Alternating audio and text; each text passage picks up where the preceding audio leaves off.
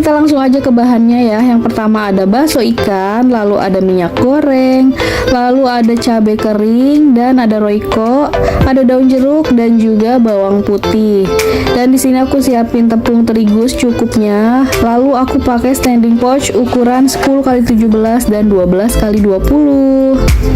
Nah, untuk bakso ikannya di sini aku pakai yang khusus untuk basreng ya teman-teman. Aku belinya online, nanti bakal aku taruh linknya di description box. Dan untuk standing pouchnya aku selalu pakai merek ini ya teman-teman, karena dia tuh lebih tebal, lebih kokoh, dan sealnya itu juga rapet, jadi nggak bakalan melempem. Nah, aku juga beli online, nanti linknya juga aku drop di bawah. Oke, kita langsung aja. Di sini aku mau potong-potong baksonya. Nah, ini baksonya tuh besar-besar ya teman-teman. Potong sesuai kebutuhan aja. Kalau di sini aku mau potong memanjang, nggak terlalu tipis dan juga nggak terlalu tebal ya teman-teman.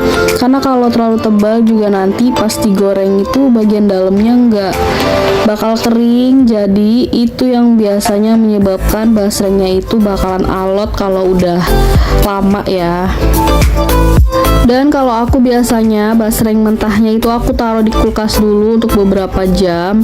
Nggak perlu di freezer sih, biasanya di chiller aja, supaya basrengnya itu agak mengeras sedikit, karena biar kita nanti gampang untuk motong-motongnya.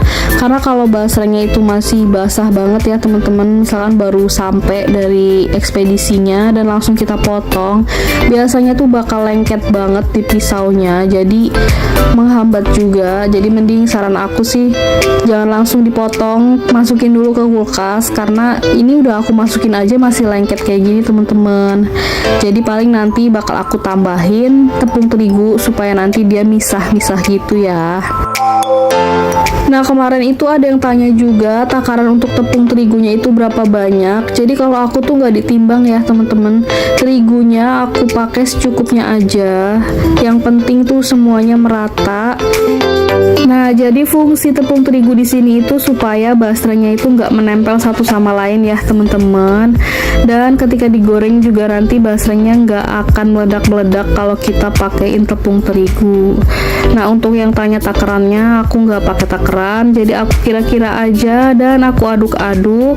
Kalau sekiranya kurang banyak, aku tambahin sedikit demi sedikit aja. Dan kalau emang masih menempel juga, aku biasanya aku pisah-pisahin pakai tangan kayak gini aja ya teman-teman.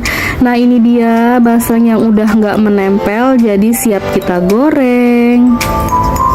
Langkah selanjutnya, siapin minyak, kita panasin dulu minyaknya. Kalau udah panas, baru kita masukin basrengnya sedikit demi sedikit. Jangan terlalu besar apinya ya teman-teman, sedang aja, karena nanti kalau terlalu besar juga basrengnya bakal meledak-meledak. Dan kalau udah kita masukin, gak usah langsung kita aduk. Ini aku pisahin aja, karena suka pada menempel gitu ya teman-teman. Jadi gak usah diaduk dulu, cuman dipisah-pisahin aja. Dan kira-kira udah 8-10 menit baru boleh kita aduk, karena udah kokoh ya teman-teman. Lalu kita tunggu sampai kekuningan kayak gini. Ini tuh luarnya udah garing tapi dalamnya belum ya, jadi kita tunggu dulu. Kita goreng kurang lebih 20 menitan. Pokoknya kita harus sering-sering cek dan sering-sering aduk supaya nggak gosong ya teman-teman. Karena kalau udah gosong itu pastinya rasanya pahit ya.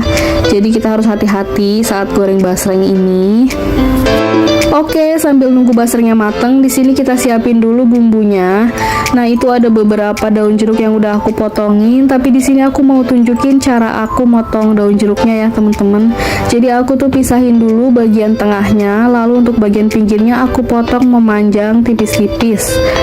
Nah, untuk daun jeruknya itu aku pakai daun jeruk purut. Biasanya aku beli di tukang sayur aja sih, tukang sayur atau tukang bumbu juga ada. Aku beli 2000 aja itu udah dapet banyak banget. Nah, ini aku potongin sampai habis ya teman-teman. Lalu untuk bawang putihnya jangan lupa dihaluskan juga supaya nanti tinggal ditumis aja. Dan ini dia yang sering ditanya, ini tuh cabai kering ya teman-teman, belinya di pasar. Dan banyak juga yang nanya cabai keringnya tuh diapain. Nah ini dia cabai keringnya itu boleh dicuci dulu ya teman-teman, dicuci dulu lalu kita keringin dulu dan langsung kita blender aja. Untuk pembeliannya itu bisa di pasar, bilang aja cabai kering atau beli online juga bisa ya teman-teman. Kalau aku sih biasanya beli online karena kualitasnya lumayan bagus menurut aku. Nanti aku bakal taruh linknya di bawah. Nah kalau udah selesai di blender, ini langsung aku sisihkan aja, aku taruh di tempat. Kalau bumbunya semua udah siap, lanjut kita tumis bawang putihnya pakai sedikit minyak. Kalau udah mateng, baru kita masukin daun jeruknya. Nah ini aku kalau bikin yang versi asin tuh cuman daun jeruk dan bawang putih